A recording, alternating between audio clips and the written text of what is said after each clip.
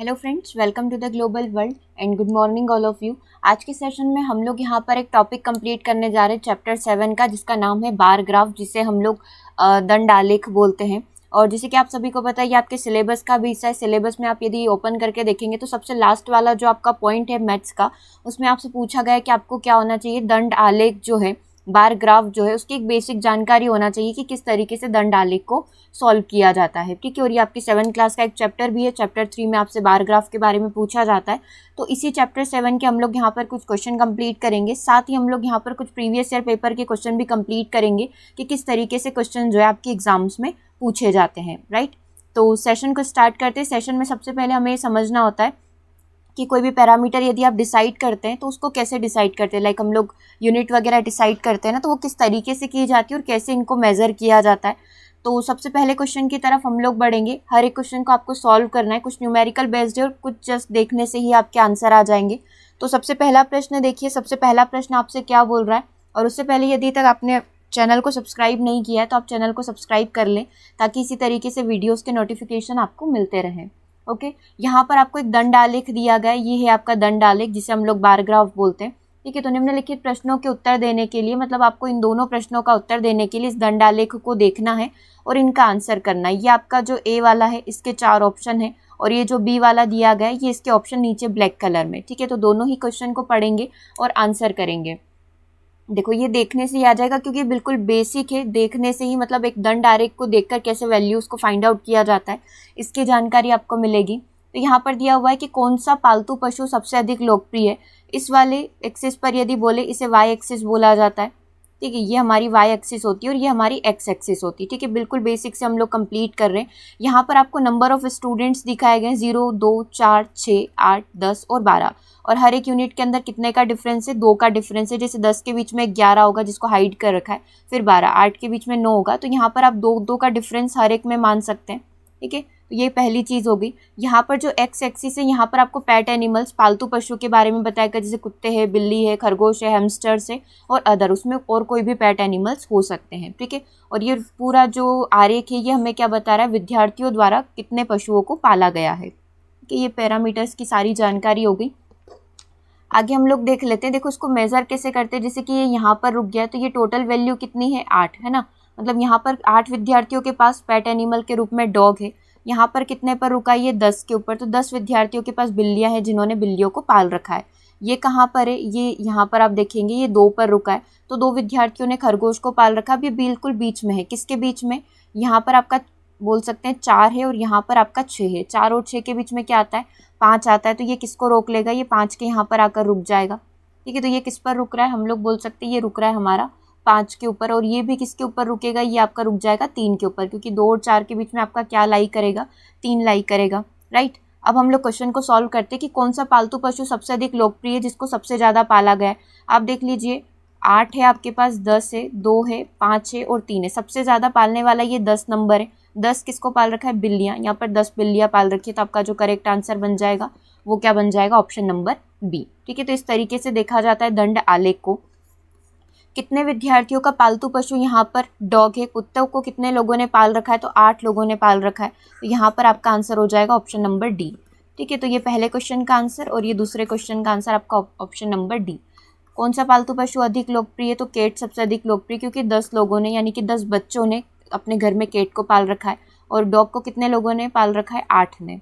ठीक है, तो ये एक पहला बेसिक क्वेश्चन दंड आरेख का, कि किसी भी दंड आरेख को कैसे देखा जाता है और कैसे वैल्यूज़ को फाइंड आउट किया जाता है। अब इससे थोड़ा सा एडवांस लेवल का हम लोग क्वेश्चन करेंगे। इसी तरीके से 5 से 7 टाइप के क्वेश्चन हम लोग कंप्लीट करेंगे और बिल्कुल ईजी टू हार्ड की तरफ बढ़ रहे हैं। ईजी से हम लोग आगे बढ़ रहे हैं।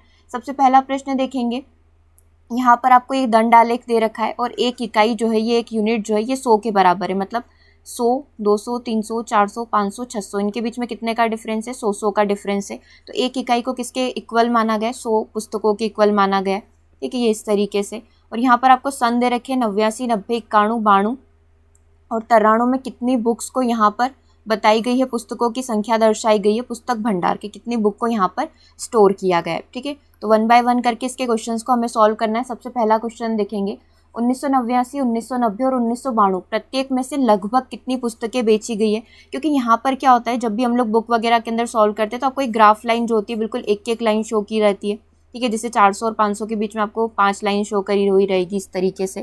तो यहाँ पर तो लाइन नहीं है, तो हम लोग एक एवरेज वैल्यू निकाल सकते हैं। हो सकता है कि थोड़ा सा ऊपर नीचे आए, 10-5 वैल्यू ऊपर नीचे आ सकती है। तो कैलकुलेट करते हैं।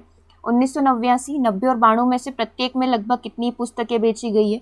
तो 1989 की यदि हम लोग बात करें तो ये किसके बीच में लाई कर रहा है, 1989 किसके बीच में लाई कर रहा है, 100 और 200 के बीच में है। ठीक है, 100 और 200 से हम लोग बोल सकते हैं यहाँ कहीं बीच में क्या होगा हमारा 150 होगा। ये 150 से थोड़ा सा ऊपर है, तो हम लोग बोल सकते हैं 1989 है, इसके अंदर हम लोग बोल सकते हैं लगभग 180 के लगभग जो है पुस्तकों का भंडार है। ठीक है, उसके बाद हमसे प्रश्न में पूछा गया कि 1990 में कितना होगा। तो 1990 की बात कर लेते हैं। ये लाई कर रहा है किसके बीच में, 400 और 500 के बीच में। ठीक है, ये वाली लाइन है। अब ये 400 और 500 के जस्ट मिड में लग रहा है। ठीक है, तो हम लोग बोल सकते हैं क्या ये 450 या 460 के वैल्यू जो होगी यहाँ पर आ सकती है हम लोगों की। ठीक है, ये 1990 की बात होगी। 1990 के बाद डायरेक्टली बात करी गई है कि 1992 में कितना पुस्तकों का भंडार था। इसको आप थोड़ा सा इधर लेकर आइए। ठीक है, 1992 को थोड़ा सा इधर लाइन खींच कर लेकर आइए और बताइए क्या वैल्यू यहाँ पर हो सकती है हम लोगों के लिए 1992 की। चलो देखो, ये किसके बीच में लाई कर रहा है, ये लाई कर रहा है हमारा 200 से 300 के बीच में। ठीक है, ये यहाँ पर है कहीं 200 से 300 के बीच में। अब ये 200 से ज़रा सा ऊपर है, तो हम लोग बोल सकते हैं कि 210 या 215 के लगभग इसकी वैल्यू लाई करेगी। ठीक है, तो ये एक अप्रोक्स वैल्यू हम लोगों ने निकाल दी ताकि हमें समझ में आए कि बार ग्राफ को कैसे सॉल्व किया जा सकता है। ठीक है, तो 1989 में हम लोग बोल सकते हैं 180, 90 में 450 के लगभग और 1992 में 210 के लगभग जो है पुस्तकों को यहाँ पर क्या किया गया होगा, सेल किया गया होगा। ठीक है, फिर इनका स्टोर किया गया होगा। अगला प्रश्न देखेंगे, किस वर्ष में लगभग जो है 475 पुस्तकों को सेल किया गया और किसमें 225 पुस्तकें जो है इनको बेचा गया। तो 475 मतलब कि कोई भी चीज़ होगी वो 400 से 500 के बीच में लाई करेगी, वो आपका आंसर हो जाएगा। 400 से 500 के बीच में आपका एक ही आ रहा है क्योंकि ये 500 से ऊपर है और ये सारी चीज़ें जो है 300 और 300 से नीचे है। तो 475 400 और 500 के बीच में आएगा, तो आपका करेक्ट आंसर इसका क्या हो जाएगा 1990। 1990 में जो है 475 के लगभग पुस्तकों को बेचा गया है। और 225 मतलब कि कोई भी चीज़ यदि 200 से 300 के बीच में लाई कर रही होगी तो 225 इसी के बीच में आएगा। तो 200 से 300 आपको कहाँ पर दिख रहा है, ये 100 से 200 के बीच में, ये बहुत ऊपर है।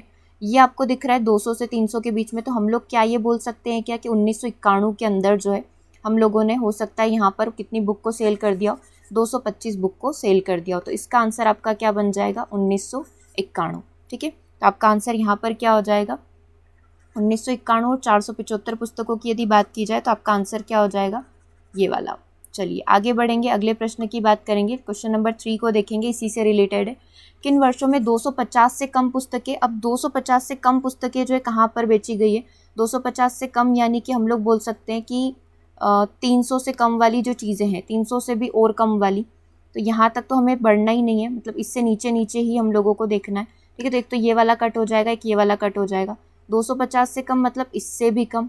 ठीक है, तो ये 1991 भी यहाँ पर कैंसिल हो गया क्योंकि ये थोड़ा सा ऊपर जा रहा है, हम लोग बोल सकते हैं 250 से ऊपर की साइड निकल रहा है। ठीक है, तो यहाँ पर आप देखेंगे एक तो आपका आंसर आ जाएगा 1989 और एक हम लोग बोल सकते हैं हमारा आंसर हो सकता है 1992, 1992, क्योंकि ये भी कम लग रहा है, वही 210 के लगभग होगी, 200 से थोड़ा सा ऊपर जा रहा है ना। तो 250 से कम पुस्तकें एक तो वर्ष 1989 में है और एक वर्ष 1992 में। तो ये तो हो गई सिर्फ देखने वाली चीज़ कि आप देखकर यहाँ पर आंसर निकाल सकते हो क्योंकि सारी वैल्यू आपकी लगभग के अंदर दे रखी थी। अब हम लोग यहाँ पर क्वेश्चन को सॉल्व करते हैं। देखो क्वेश्चन नंबर 3 को पढ़ोगे, यहाँ पर आपको वैल्यूज़ निकालनी है। किस कक्षा में विद्यार्थियों की संख्या अधिकतम है। हमें क्या दे रखा है, बार ग्राफ के अंदर दे रखा है कक्षा 5वीं 6वीं 7वीं 8वीं 9वीं और 10वीं। ठीक है, ये कक्षाएं हैं 5वीं से लेकर 10वीं तक। 5वीं कक्षा में 135, 6वीं में 120, 7वीं में 95, 8वीं में 100, 9वीं में 90 और 10वीं में टोटल 80 छात्र हैं। ठीक है, पहला प्रश्न देखना कि किस कक्षा में विद्यार्थियों की संख्या अधिकतम है। अधिकतम संख्या में देख लो, सब में कंपैरिजन कर लो, सबसे बड़ी संख्या कौन सी लग रही है आपको, 135 लग रही है। तो 5वीं कक्षा में जो है सबसे ज़्यादा बच्चे, और किस कक्षा में न्यूनतम बच्चे हैं, तो हम लोग बोल सकते हैं 6ठी कक्षा, 7वीं 8वीं 9वीं या 10वीं। ठीक है, तो न्यूनतम बच्चे आपको यहाँ पर दिख रहे हैं 80 है। ठीक है, तो कौन सी कक्षा में न्यूनतम बच्चे, 10वीं कक्षा में न्यूनतम बच्चे। तो ये आपका क्या हो जाएगा, करेक्ट आंसर हो जाएगा कि अधिकतम बच्चे 5वीं कक्षा में और न्यूनतम बच्चे आपके 10वीं कक्षा में। तो करेक्ट आंसर आप लोग करके आएंगे यहाँ पर ऑप्शन नंबर बी। अगला प्रश्न देखेंगे, अगला प्रश्न आपकी स्क्रीन पर है, सेकेंड नंबर का देखेंगे। कक्षा 6 के विद्यार्थियों की संख्या का कक्षा 8 के विद्यार्थियों की संख्या से अनुपात ज्ञात करिए। कक्षा 6 के विद्यार्थी कितने हैं? 120। अनुपात ज्ञात करने के लिए हम लोग उस संख्या को बटे में लेकर आ जाते हैं, डिवाइड में लेकर आ जाते हैं। कक्षा 8वीं के कितने विद्यार्थी हैं? 100 विद्यार्थी। तो इनका आप रेशियो निकाल लेंगे, 1 0 से 1 0 कट जाएगा, यानी 12/10।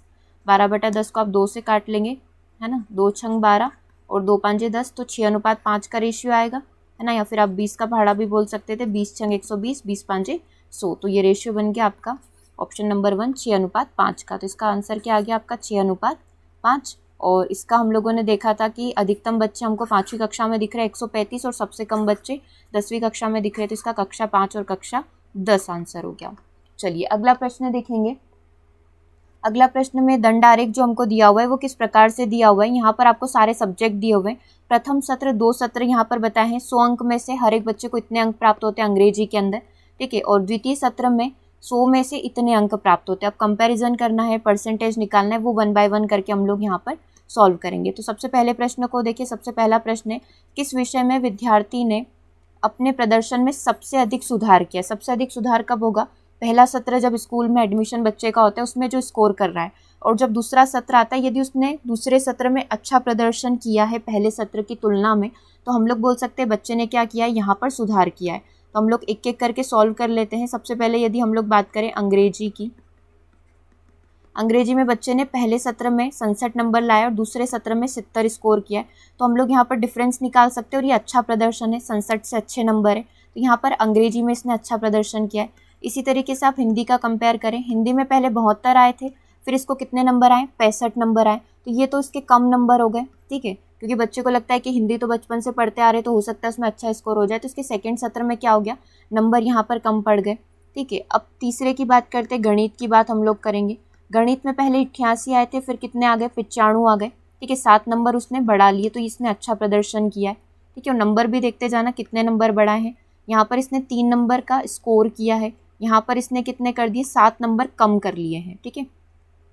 88 और 95 लेकर आए, तो ये 7 नंबर इसने क्या कर लिए, यहाँ पर गेन कर लिए, यहाँ पर बढ़ा लिए। फिर हम लोग यदि विज्ञान की बात करें तो विज्ञान में 81 थे और उसने कितने नंबर लेकर आया, सेकेंड सत्र में 85, मतलब बढ़ोतरी तो हुई है। कितने नंबर की बढ़ोतरी हुई है, 4 नंबर की यहाँ पर इस बच्चे ने बढ़ोतरी कर ली है। उसके बाद यदि हम लोग सोशल साइंस की, सामाजिक विज्ञान की बात करें तो 73 थे और 75 लेकर आया, ठीक है, 2 नंबर बढ़ा लिए उसने, तो ये भी इसमें क्या करा है, उसने इंक्रीमेंट करा है, कितने नंबर का करा है, 2 नंबर का करा है, ठीक है। तो अब आप टोटल काउंट कर सकते हैं कि कितने सब्जेक्ट में उस बच्चे ने अपना अच्छा प्रदर्शन दिया है, ठीक है। तो ये 1 सब्जेक्ट, 2 सब्जेक्ट, 3 सब्जेक्ट और 4 सब्जेक्ट, 4 सब्जेक्ट में उसने अपना अच्छा प्रदर्शन किया है, 1 सब्जेक्ट में उसको कम पड़ गया। और हमसे पूछा था सबसे अधिक सुधार किस में हुआ है, जिसमें सबसे ज़्यादा नंबर उसने गेन किए होंगे, है ना, सुधार, ठीक है। तो एक में उसने 3 नंबर बढ़ाए हैं जो नंबर का इंक्रीमेंट हुआ है, दूसरे में उसने 7 नंबर बढ़ाए हैं, 7 नंबर को कम किया है, तीसरे में उसने 7 नंबर बढ़ाए हैं, 4 में उसने 4 नंबर बढ़ाए हैं और 5वें नंबर पर उसने 2 नंबर का इंक्रीमेंट लिया है। मतलब सबसे अधिक नंबर कहाँ पर बढ़े, 7, यानी कि यहाँ पर बढ़े। मतलब सबसे अच्छा प्रदर्शन बच्चे ने किसके अंदर दिखाया है, गणित के अंदर दिखाया। यानी कि ये जो पहला वाला क्वेश्चन है इसका आंसर आपका क्या हो जाएगा, मैथ्स हो जाएगा। सेकेंड क्वेश्चन भी आपका इस तरीके से ही होगा, सुधार सबसे कम है, सुधार तो किया है लेकिन सबसे कम किया है, तो सबसे कम सुधार आप देख सकते हैं 3, 7 तो होगा नहीं क्योंकि ये नेगेटिव है, ठीक है, इसको हटा देते हैं, इसको ब्लॉक के अंदर बंद कर देते हैं क्योंकि ये नेगेटिव है। इसने 3 नंबर, 7 नंबर, 4 नंबर और 2 नंबर, 2 नंबर सबसे कम सुधार है ना। तो सबसे कम सुधार किसके अंदर हुआ है, सोशल साइंस के अंदर। तो यहाँ पर आपका आंसर हो जाएगा सोशल साइंस, सामाजिक विज्ञान। क्या किसी विषय में प्रदर्शन नीचे गिरा है, मतलब पहले अच्छा प्रदर्शन था और बाद में उससे बुरा प्रदर्शन हो गया। ये सेकंड वाला जो ब्लॉक है, यानी कि हिंदी के क्षेत्र में उसका प्रदर्शन डाउन हो गया, बाकी सब में उसने क्या किया है, सुधार किया है, ठीक है। समझ में आया क्वेश्चन को हम लोगों ने कैसे सॉल्व किया, जैसा हम लोगों को यहाँ पर इस ग्राफ के अंदर दे रखा है वैसे हम लोगों ने सॉल्व किया है। किस विषय में विद्यार्थी ने सबसे अच्छा प्रदर्शन किया है, तो आप यहाँ पर डिफरेंस देख सकते हैं, ठीक है। तो सबसे अच्छा प्रदर्शन उसने किस क्षेत्र में किया है, गणित के क्षेत्र में। और सबसे कम प्रदर्शन यदि हम लोग बोले तो सबसे कम कहाँ पर हुआ था, जहाँ पर सिर्फ 2 नंबर का इंक्रीमेंट मिला था, सोशल साइंस के अंदर। और प्रदर्शन नीचे कौन से सब्जेक्ट के अंदर गिरा है, हिंदी के अंदर गिरा है, ठीक है। तो ये कुछ बेसिक क्वेश्चन थे इस तरीके के। अब हम लोग यहाँ पर कुछ हाई लेवल वाले, थोड़े एडवांस लेवल के क्वेश्चन करते हैं जो कि एग्जाम में बन सकते हैं, ठीक है। तो पहले आप ये देखिए कि नीचे दिए गए एक बार ग्राफ में 6 अलग अलग किसान, यानी कि A, B, C, D, E और F द्वारा मैट्रिक टन में उत्पादित फसल की मात्रा को दर्शाया गया है, ठीक है। इन फसल की मात्रा को दर्शाया गया है कि कितनी कितनी फसल का उत्पादन हुआ है और टन में दर्शाया गया है। ठीक है, अब हम लोग एक एक क्वेश्चन को सॉल्व करते हैं। पहला क्वेश्चन पढ़िए, सारे पैरामीटर्स आपको यहाँ पर भी सेम दे रखे हैं। यदि किसान डी द्वारा उत्पादित फसल का 60% को निर्यात किया जाता है, ठीक है, तो निर्यात नहीं की जाने वाली फसल जो है सी द्वारा उत्पादित फसल का कितना प्रतिशत है। तो आपके जो प्रश्न बनते हैं वो इस तरीके से भी बन सकते हैं, जहाँ पर आपको परसेंटेज वगैरह सारा निकाल कर कुछ वैल्यूज़ को फाइंड आउट करना होगा। तो पहले प्रश्न की लैंग्वेज को अच्छे से समझें, प्रश्न ने क्या बोल रखा है, उसके बाद आप इसको सॉल्व करना स्टार्ट करें। पहले अच्छे से देख लें आप प्रश्न को, प्रश्न क्या बोल रहा है।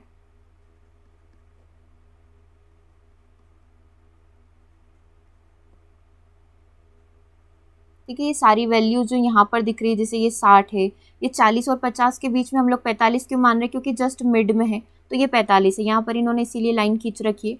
ठीक है, हम लोग ये बोल सकते हैं ये यहाँ पर है तो ये कितना हो जाएगा, ये हम लोगों का हो जाएगा 50। ठीक है, जस्ट लाइन के ऊपर है, मतलब 50 पर लाई करेगा। ठीक है, ये आप देख रहे हैं यहाँ पर 70 और 80 के बीच में 75 होगा, और ये किस पर लाई कर रहा है, 70 पर लाई कर रहा है। ठीक है, तो इस तरीके से हम लोग एक एक करके सारे ही क्वेश्चन को सॉल्व कर लेंगे। यदि किसान डी के द्वारा उत्पादित फसल, डी कौन सा, ये सबसे जो ऊपर की साइड जा रहा है, ये हम लोगों का डी है। ठीक है, जिसको हाईलाइट किया हुआ है। डी द्वारा उत्पादित फसल का, डी ने कितनी 75 टन फसल को उत्पादित किया, हम लोग बोल सकते हैं। इसका इसने क्या कर लिया, 60% क्या कर लिया, निर्यात कर दिया है, एक्सपोर्ट कर दिया है। ठीक है, तो निर्यात नहीं की जाने वाली फसल, अगर उसने 75 टन में से हम लोग बोल सकते हैं 60% का निर्यात कर दिया, टोटल परसेंट कितने होते हैं 100, तो उसने 40% को क्या किया होगा, अभी तक निर्यात नहीं किया होगा। ठीक है, तो ये 75 टन का 40% अभी तक निर्यात नहीं किया है, तो इसको आप चाहें तो सॉल्व कर लें, और नहीं तो आप इसको ऐसे भी रख सकते हो, ताकि सिर्फ आपको वैल्यूज़ ही फाइंड आउट करनी रहेगी। इसको कट कर लेते हैं, देखो 20 से कट जाएगा, 20 दूना 40, 20 5 100, और 5 से आप काट सकते हो इसको 15 बार, तो हम लोग बोल सकते हैं यहाँ पर जो बनेगा वो कितना बन जाएगा, 30 टन। 30 टन को उसने अभी तक क्या करा है, निर्यात नहीं करा है। ठीक है, तो निर्यात नहीं की जाने वाली फसल सी द्वारा उत्पादित फसल, अब सी कौन है, ये रहा सी, ब्लैक कलर वाला देखना। ठीक है, सी द्वारा उत्पादित फसल, सी ने कितनी फसल का उत्पादन करा है, 50 टन का, कितना प्रतिशत है, मतलब इसने क्या बोला है, हमें निकालना क्या है कि जो डी द्वारा जो निर्यात नहीं की गई फसल है, यानी कि 30 टन, वो सी द्वारा उत्पादित फसल का कितना प्रतिशत है, यानी 30-50 का कितना प्रतिशत है, यही वैल्यू हमें क्या करनी थी, फाइंड आउट करनी थी। तो 50 दूना 100 और 30 दूना 60, इसको आप कट करेंगे तो आपका आंसर कितना आ जाना चाहिए, 60%। एक बार से और हम लोग इसको सॉल्व करेंगे, थोड़ा सा लेवल हम लोगों ने यहाँ पर इंक्रीज किया हुआ है। देखो डी द्वारा उत्पादित फसल कितनी है, यहाँ पर 75 है। ठीक है, इस 75 का इसने क्या करा है, 60% जो है बोला तो निर्यात कर दिया। ठीक है, 60% निर्यात कर दिया, मतलब 40% अभी भी इसके पास रखा हुआ है। इसको सॉल्व कर लिया, 20 दूना 40, 20 5 100, ये 15 बार, मतलब 30 टन अभी भी इसने रखा हुआ है। ये 30 टन जो है सी के द्वारा उत्पादित फसल, सी के द्वारा उत्पादित फसल कितनी है, ये 50, इसका कितना परसेंट है, बस हमें यही निकालना था, 50 दूना 100 और ये 60% है। ये हो गया आपका आंसर, ऑप्शन नंबर 1। एक दो क्वेश्चन और सॉल्व करते इसी तरीके के, है ना, और प्रैक्टिस हो जाएगी हम लोगों की। अगला प्रश्न देखना, अगला प्रश्न भी कुछ इसी तरीके का। यदि ए द्वारा उत्पादित फसल चावल और गेहूं है, मतलब ए ने टोटल कितना उत्पादन किया है, हम लोग यहाँ पर लिख लें, ए ने जो है 60 टन का उत्पादन किया है। ठीक है, इसमें जो दोनों फसल है उसमें काय काय को उगाया, उसने एक तो चावल को उगाया है और एक और उगाया है गेहूं को, टोटल मिलाकर ये 60 टन है। और इनका जो अनुपात है वो किस अनुपात में है, 5:7 के अनुपात में। हम लोग मान लेते हैं 5x और 7x के बराबर है। तो ए के द्वारा उत्पादित चावल की मात्रा क्या होगी। ठीक है, और दिया गया है कि ए के द्वारा केवल चावल और गेहूं को ही उगाया गया, इसके अलावा कोई फसल नहीं उगाई गई है। ठीक है, इसने ये क्लैरिफाई भी कर दिया इस चीज़ को, ताकि डाउट ना रहे।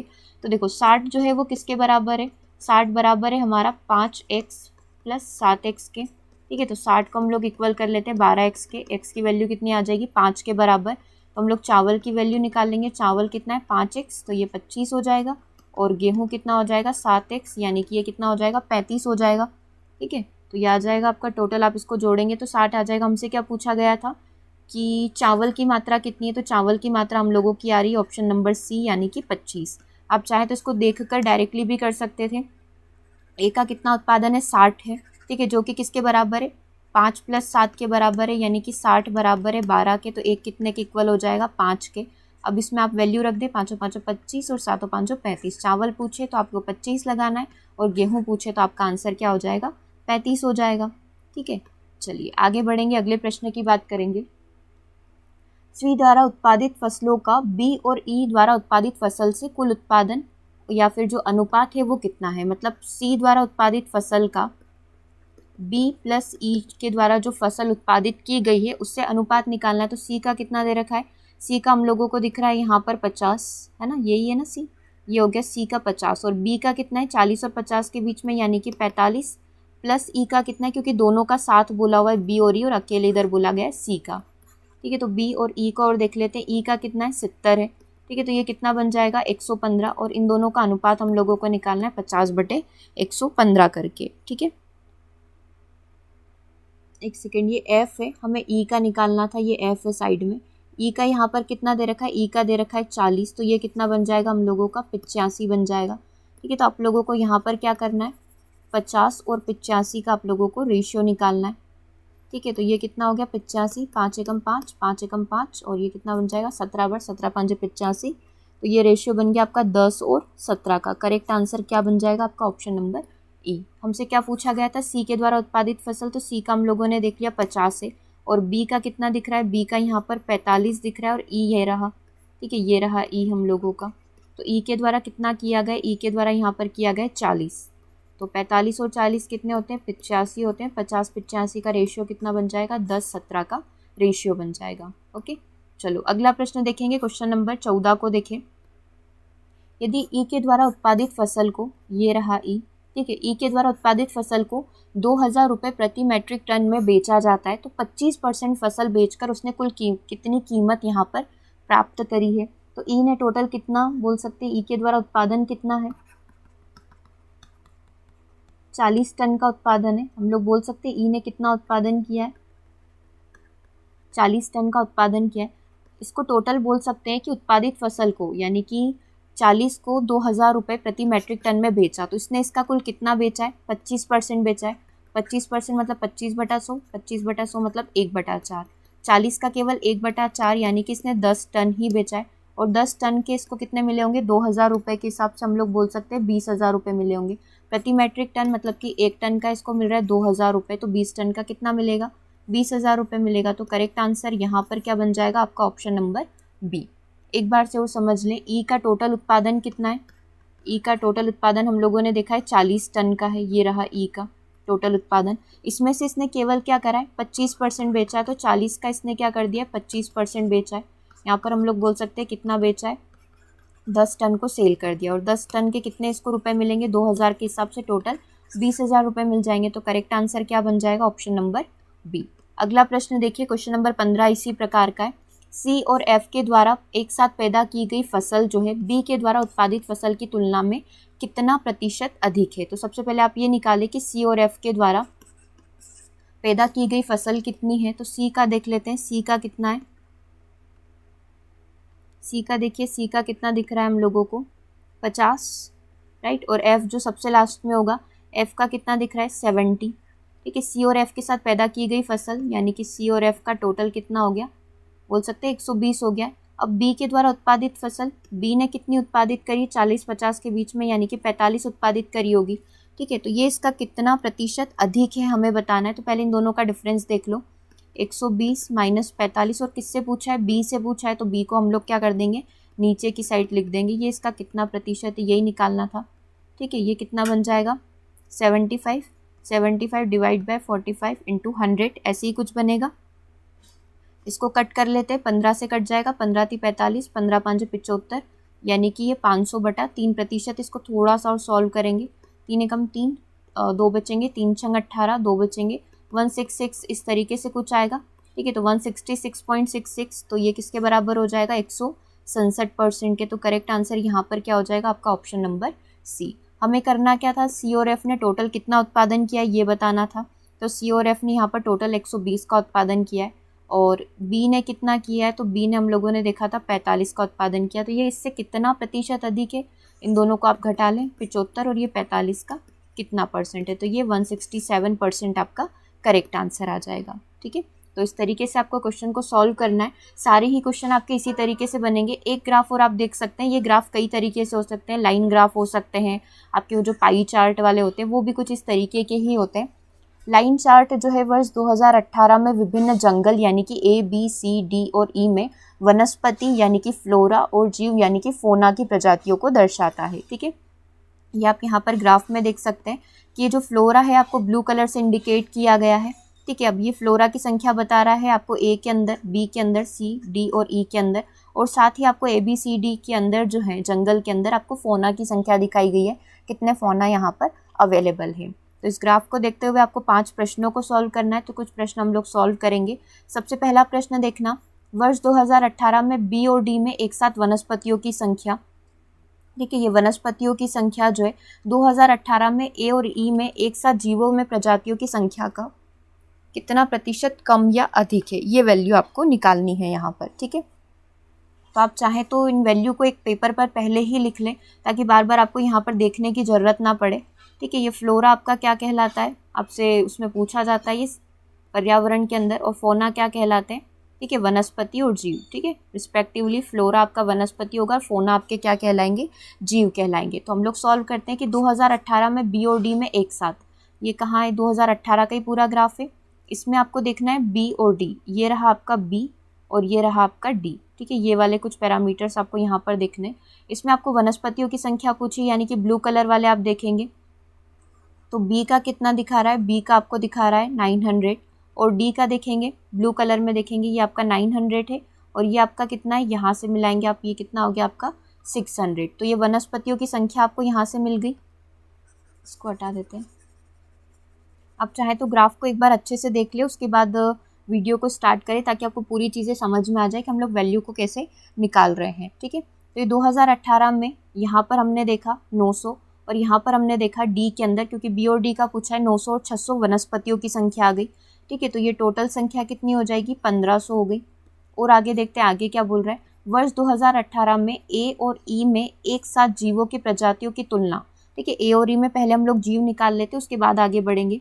ये रहा आपका A, जीव यानी कि फोना की बात की जा रही है। एक तो A की बात इन्होंने करी है और एक और बात करी है E की, ये रहा E आपका सबसे लास्ट में। तो A की संख्या कितनी है, देखो ये जो पैरामीटर्स है ये आपका 300 है ना, ये लाइन 300 को बताएगी, और 300 के बाद डायरेक्टली 600 आ रहा है, मतलब बीच में 400 भी मिसिंग है और 500 भी मिसिंग है और लाइन भी 2 है। तो ये आपका जो ये 400 को दर्शाएगा, ये वाली लाइन आपकी 400 को दर्शाएगी, उसके आगे 500 और उसके बाद 600, क्योंकि बिल्कुल इक्वली डिस्ट्रीब्यूटेड होते हैं। उसी तरीके से ये जो 2 लाइन है ये 700 और ये 800 को दर्शाएगी, और उसके बाद आपका क्या हो जाएगा, 900 हो जाएगा। ठीक है, तो अब आप देख लीजिए कहाँ कहाँ पर ये लाई कर रहे हैं पॉइंट। यहाँ पर हम लोगों को लिखना है A की संख्या और E की संख्या। A हमको यहाँ पर क्या दिख रहा है, 400 है, 300 के एक लाइन ऊपर है तो ये 400 हो गया। और E की बात करेंगे तो E कहाँ पर है, ये रहा E का यहाँ पर इंडिकेटर है हमारा 1200। इन दोनों को जोड़ लें, A और E की जो फोना की संख्या है वो कितनी बन जाएगी, जीवों की संख्या 1600 बन जाएगी। अब आपसे ये पूछा है कि कितना प्रतिशत अधिक या कम है, तो आपको क्या करना है, इन दोनों के बीच का डिफरेंस निकालना है। और किससे डिवाइड करना है, बाद वाले से पूछा है कि A और E में एक साथ जीवों की प्रजातियों की तुलना में कितना प्रतिशत अधिक या कम होगा, तो हम लोग इससे कंपैरिजन कर लेंगे 16 से, तो इससे आपका परसेंटेज निकल कर आ जाएगा। ठीक है, इस तरीके से आएगा, 2 0 से 2 0 कट हो गई, कितना बचेगा 100/16। हम लोग बोल सकते हैं 16 96, 4 बचेगा और डिवाइड में 16 बचेगा, ये 4 से फिर से कट जाएगा, 4 एकम 4, 4 चौक 16, 6 1 4% या 25/4% जो भी दिख रहा हो, ये रहा आपका 6 1 4% है ना, और ये 25 3 4 है जो कि आपका ऑप्शन में नहीं है। ठीक है, तो ये 6 1 4% यानी कि 25/4% जो है आपका करेक्ट आंसर हो जाएगा यहाँ पर ऑप्शन नंबर डी। एक बार और देख लें हम लोगों ने यहाँ पर क्या किया है, बी और डी में आपसे पूछा गया था वनस्पतियों की संख्या, वनस्पति मतलब ब्लू कलर में आपको जो दिख रहे हैं बी और डी, इनको आप हाईलाइट कर ले और इन दोनों को जोड़ लें, तो हमने जोड़ा इसको 1500 आया।